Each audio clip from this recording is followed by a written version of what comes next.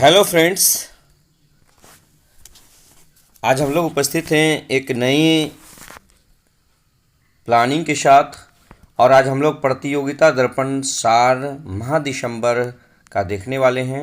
और हम लोग प्रतिदिन, चूँकि एक बहुत ही महत्वपूर्ण, चाहे इसको पॉजिटिव वे में लीजिए या फिर नेगेटिव वे में लीजिए, ठीक है, कि बीपीएससी का जो 23 जनवरी को एग्ज़ाम होने वाला था, 23 जनवरी 2022 को, तो ये अब होने वाला नहीं है, ठीक है। यानी कि अपरिहार्य कारणों से इसे स्थगित कर दिया गया है। और फिर इसके लिए अगला जो हम लोग अगले जो डेट के बारे में है उसका इंतज़ार हम लोग को करना होगा। कब फिर ये डेट फिक्स करती है, उसके बाद फिर हम लोग का एग्ज़ाम होगा, ठीक है।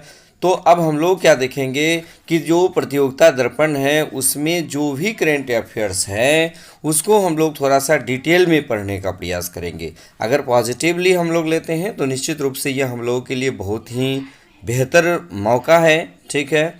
और नेगेटिवली यदि लीजिएगा तो इसमें हम लोग ये भी देख सकते हैं कि लगातार 2 बार, यानी कि एक बार दिसंबर में जो फिक्स किया गया था उसको बढ़ाया गया, फिर जनवरी में किया गया, इसको बढ़ाया गया। तो ये एक तरह से हम लोग का लॉस भी है, ठीक है। तो चलिए हम लोग इसको पॉजिटिवली लेते हुए, क्योंकि हम लोग के बस का बात नहीं है, पॉजिटिवली लेते हुए हम लोग अब फिर पुनः एक नए सिरे से तैयारी को स्टार्ट करना होगा। तो थोड़ा सा डिटेल में देख लेते हैं। यानी कि प्रतियोगिता दर्पण जो है दिसंबर माह की जो आई हुई है, ठीक है, इसमें हम लोग आज के वीडियो में राष्ट्रीय घटनाक्रम, यानी कि राष्ट्रीय घटनाक्रम के तहत जो भी महत्वपूर्ण बातें हैं जो हमारे परीक्षा की दृष्टि से अति महत्वपूर्ण है, उसको हम आप लोगों के समक्ष बहुत ही अच्छे तरह से एक्सप्लेनेशन के साथ, बहुत ही अच्छा जो है ये अच्छे तरह से समझाने का प्रयास कर रहा हूँ। आप इसको एक बार गौर से देखिए, ठीक है। चलिए देखिएगा, प्रतियोगिता दर्पण सार माह दिसंबर 2021 राष्ट्रीय घटनाक्रम। देखिएगा, इसमें पहला पॉइंट हमने इसमें देख दिया है, इसमें प्रतियोगिता दर्पण में दिया हुआ है पहला पॉइंट कि भारत में कोरोना टीकाकरण में 100 करोड़ का आंकड़ा 278 दिन में प्राप्त किया गया है। अब देखिए, सबसे बड़ी बात होती है यहाँ पर, समझिए कि कोरोना टीकाकरण में 100 करोड़ का आंकड़ा जो है कितने दिनों में प्राप्त किया गया, तो 278 दिन में प्राप्त किया गया। पहला प्रश्न। अब इसको थोड़ा सा डिटेल से हम लोग देख लेते हैं कि 100 करोड़ टीकों का आंकड़ा पार करने वाला भारत चीन के बाद दूसरा देश बना है। देखिए, यानी कि 100 करोड़ का आंकड़ा पार करने वाला पहला देश कौन है? चीन है। पहला देश कौन सा है? चीन। हालांकि देखिए, चीन में 200 करोड़ से अधिक टीके इस दिन लगाए जा चुके थे, यानी कि 278 दिन में 200 करोड़ से अधिक टीका लगवा चुका है कौन? चीन, ठीक है। लेकिन 278 दिन में 100 करोड़ टीका लगाने वाला दुनिया का दूसरा सबसे बड़ा देश बना है कौन? भारत। ये भी बात आप याद रख लीजिएगा। उसके बाद देखिएगा, यदि राज्यों के बारे में, राज्यों की स्थिति को देखा जाए तो इसमें टीकों की संख्या के मामले में पहले 9 राज्य आप देख लीजिए। उत्तर प्रदेश है, महाराष्ट्र है, पश्चिम बंगाल है, गुजरात है, मध्य प्रदेश है, बिहार है, कर्नाटक है, राजस्थान है और तमिलनाडु है। यानी कि उत्तर प्रदेश में सबसे ज़्यादा टीका लगाया गया है। दूसरे नंबर पर महाराष्ट्र, तीसरे नंबर पर पश्चिम बंगाल, चौथे नंबर पर गुजरात और 5वें नंबर पर मध्य प्रदेश, 6ठे नंबर पर बिहार, 7वें नंबर पर कर्नाटक, 8वें नंबर पर राजस्थान और 9वें नंबर पर तमिलनाडु आता है, ठीक है। तो आप सबसे पहले ये इम्पोर्टेंट है कि सबसे ज़्यादा टीका किस राज्य में लगाया गया, तो उत्तर प्रदेश में। दूसरे नंबर पर कौन है? महाराष्ट्र। आप इसको याद रख लीजिएगा। और यदि आपको अपना बिहार का याद रखना है तो ये 6ठे नंबर पर है, ठीक है। चलिए, इसके दूसरे पॉइंट्स पर हम लोग थोड़ा सा गौर करते हैं कि कोरोना टीकाकरण में तेजी लाने वाले के लिए हर घर दस्तक अभियान। देखिए, एक अभियान है हर घर दस्तक अभियान।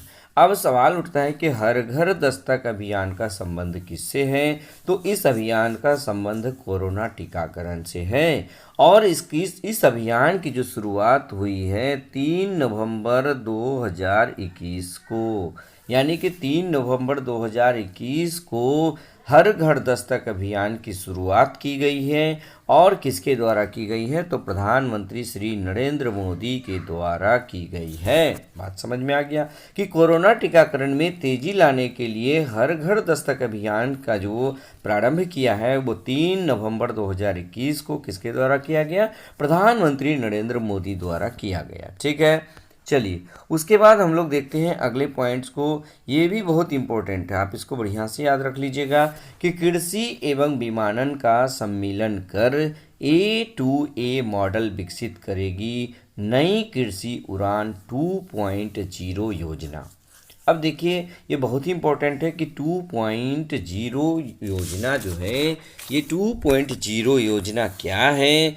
तो इसमें देखिएगा कि कृषिगत उपजों एवं हवाई परिवहन के बेहतर एकीकरण वह अनुकूलन, इसमें है वह अनुकूलन के जरिए, ठीक है, वह अनुकूलन के जरिए मूल्य प्राप्ति में सुधार लाने के उद्देश्य से कृषि उड़ान 2 योजना का शुभारंभ केंद्रीय नागरिक उड्डयन मंत्री श्री ज्योतिरादित्य सिंधिया ने 27 अक्टूबर 2021 को किया है। यानी कि जैसे देखिएगा कि ये नई कृषि उड़ान 2.0 योजना का शुभारंभ ज्योतिरादित्य सिंधिया ने 27 अक्टूबर 2021 को किया है। ठीक है, अब सवाल उठता है कि A2A का अर्थ क्या होता है? Agriculture to aviation. Agriculture to aviation इसका फुल फॉर्म होता है। A2A का अर्थ होता है एग्रीकल्चर टू एविएशन। ये हो गया तीसरा पॉइंट। चौथा पॉइंट में हम लोग देखते हैं, इसमें दिया है वेरी वेरी इंपॉर्टेंट कि अगले वर्ष से IPL में 10 टीमें, लखनऊ व अहमदाबाद होंगी 2 नई टीमें। यानी कि अगले वर्ष से IPL में 10 टीमें होंगी, लखनऊ व अहमदाबाद होंगी 2 नई टीमें। अब देखिए भारतीय क्रिकेट कंट्रोल बोर्ड के T20 क्रिकेट के लीग टूर्नामेंट IPL में टीमों की संख्या विगत 8 वर्षों से 8 ही रही है। ठीक है, लेकिन 2011 में यह संख्या 10 तथा 2012 और 13 में यह संख्या जो है 9 रही थी। लेकिन अगले वर्ष 2022 में IPL के 15 सत्र में भाग लेने वाले टीमों की संख्या पुनः कितनी हो जाएगी? 10। यानी कि लास्ट ईयर ये 8 ही टीमें भाग ली थी। ठीक है, लेकिन अब जो है इसमें टीमों की संख्या कितनी होगी? 10 होगी। तो IPL में टीमों की संख्या 8 से बढ़कर 10 हो जाने से अगले वर्ष IPL 15 में कुल 74 मैच खेले जाएंगे।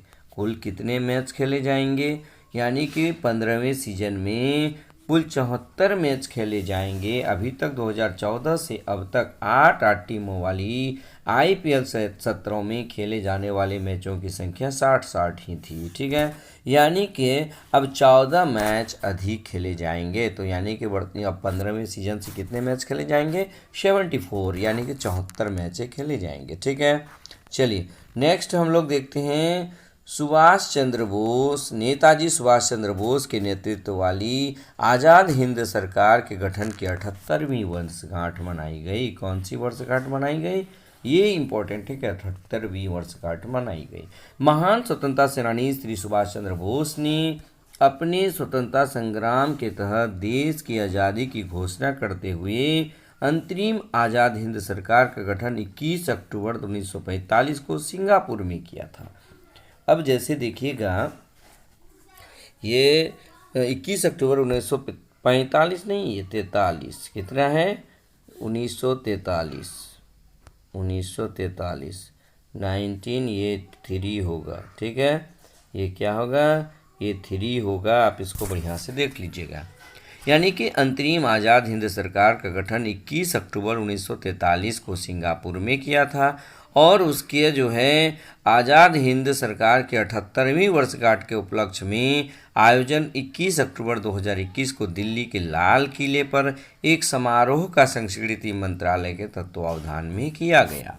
ठीक है, 21 अक्टूबर 21 अक्टूबर 1921 को दिल्ली के लाल किले पर एक समारोह का संस्कृति मंत्रालय के तत्वावधान में किया गया और संस्कृति राज्य मंत्री श्री अर्जुन राम मेघवाल व संस्कृति राज्य मंत्री श्रीमती मीनाक्षी लेखी, ये दो नाम याद रखिएगा कि जो कौन कौन से इसमें भाग लिए थे, तो श्रीमती मीनाक्षी लेखी और अर्जुन राम मेघवाल, ये दोनों राज्य मंत्री हैं, ठीक है, संस्कृति राज्य मंत्री, और दोनों भागीदारी दर्ज की थी। उसके बाद देखिए जनरल बख्शी एसएम द्वारा रचित, ये तो पक्का आपके किसी न किसी एग्जाम में पूछेगा ही, ठीक है।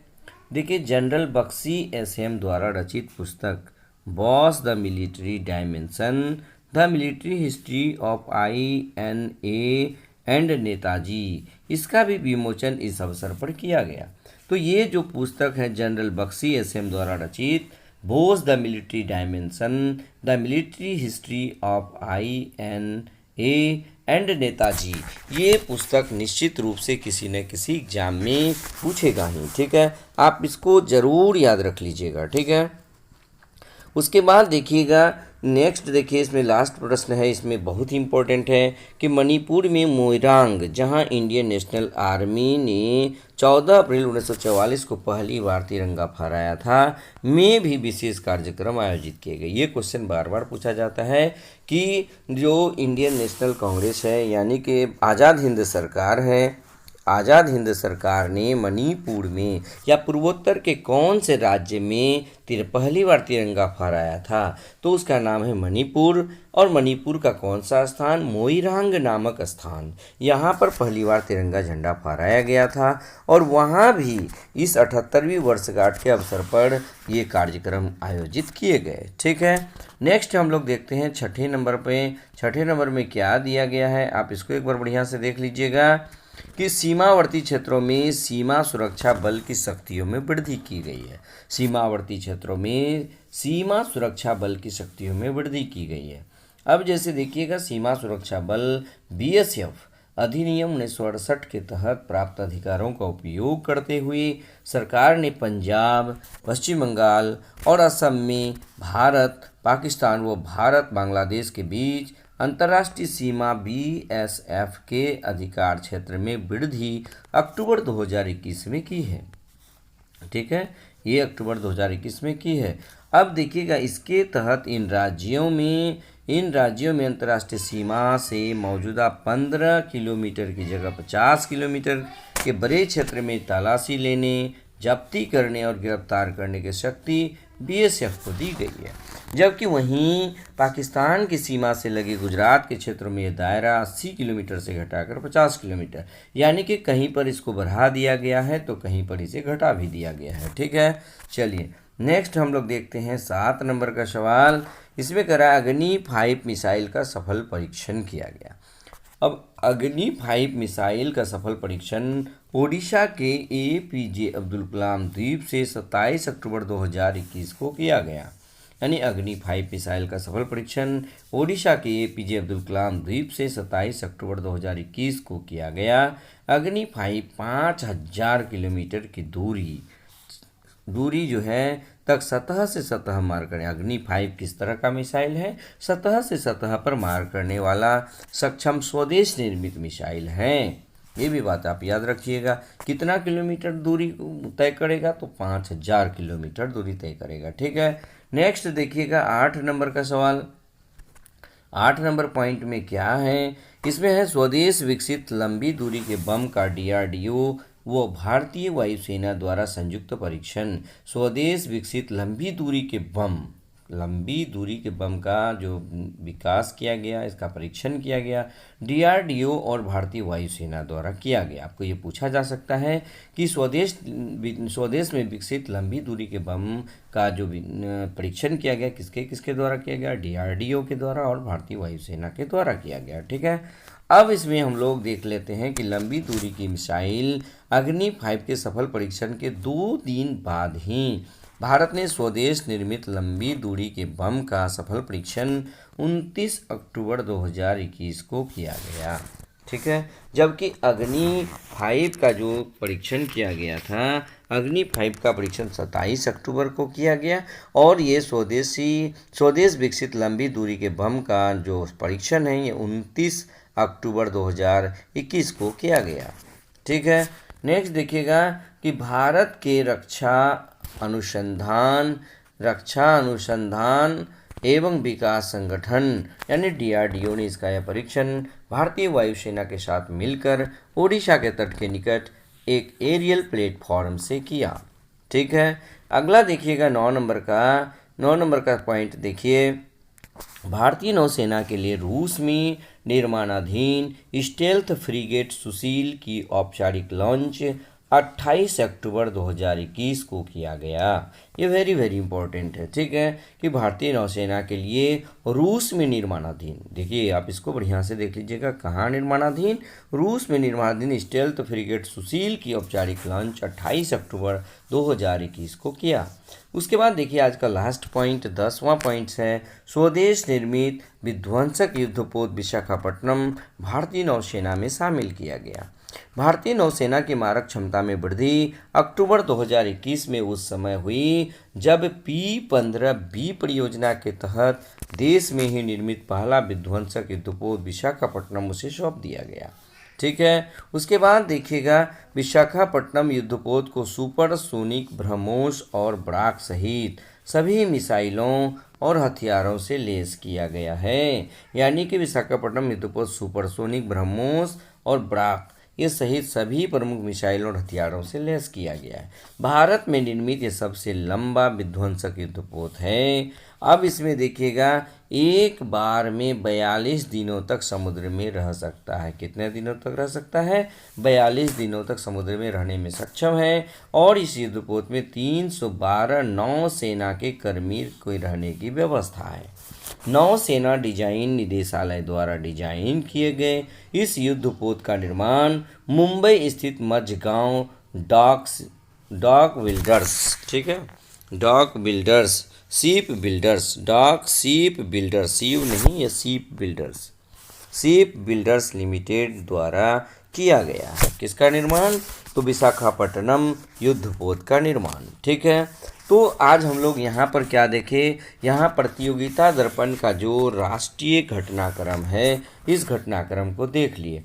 अगले वीडियो में हम लोग देखेंगे अंतर्राष्ट्रीय घटनाक्रम। अगले वीडियो में हम क्या देखेंगे? अंतर्राष्ट्रीय घटनाक्रम, यानी कि अंतर्राष्ट्रीय घटनाक्रम में अंतर्राष्ट्रीय कौन कौन सी घटना हुई है उसके बारे में हम डिटेल से इस वीडियो में अगले वीडियो में देखेंगे। इस वीडियो में हम लोग राष्ट्रीय घटनाक्रम देखें, अगले वीडियो में अंतर्राष्ट्रीय घटनाक्रम देखेंगे। उसके बाद फिर हम लोग देखेंगे इसमें खेल समाचार। ठीक है। इसके बाद हम लोग क्या देखेंगे? लगातार यानी आर्थिक वाणिज्यिक परिदृश्य देखेंगे, फिर नवीनतम सामान्य ज्ञान देखेंगे, फिर नोबेल पुरस्कार यानी कि प्रतियोगिता दर्पण जो दिसंबर का है, ये दिसंबर माह के दर्पण का एट ए ग्लांस मैं आप लोगों के समक्ष इसी तरह वीडियो के माध्यम से प्रस्तुत करूंगा। ठीक है। जब तक BPSC 67वीं का एग्ज़ाम और CDPO का एग्ज़ाम नहीं हो जाता है तो लगातार प्रतियोगिता दर्पण का करेंट अफेयर्स आप लोगों को मैं वीडियो के माध्यम से पहुंचाता रहूंगा। ठीक है। यदि आप हमारे चैनल को सब्सक्राइब नहीं किए हैं तो सब्सक्राइब कर दीजिएगा, बेल आइकन दबा दीजिएगा ताकि आपको हमारा हर लेटेस्ट वीडियो आप तक आसानी से पहुंच सके। ठीक है। बस आज के वीडियो में इतना ही। धन्यवाद।